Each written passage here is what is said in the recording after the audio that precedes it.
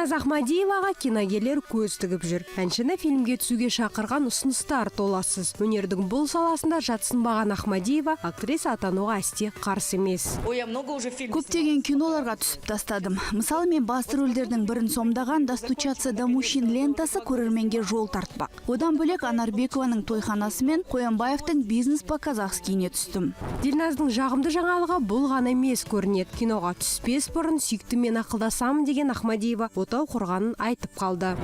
Мен тұрмыстағы адаммын. Қандай да фильмге түспес бұрын күйеуімнен сұраймын.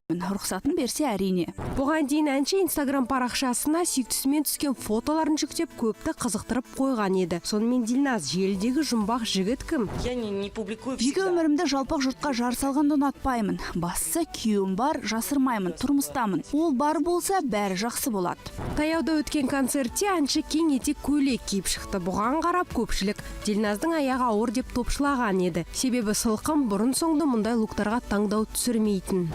Босанған кезде айта жатармын, қазір бәрін жайып салғым келіп тұрған жоқ. Мүмкін сіздерді перзентханаға шақырармын. Еске салсақ, Ахмадиева бұған дейін ақ келін атанып, некесі сәтсіз аяқталған еді. Ал әншінің жаңа статусы оның шығармашылығына тұсау болмақ емес.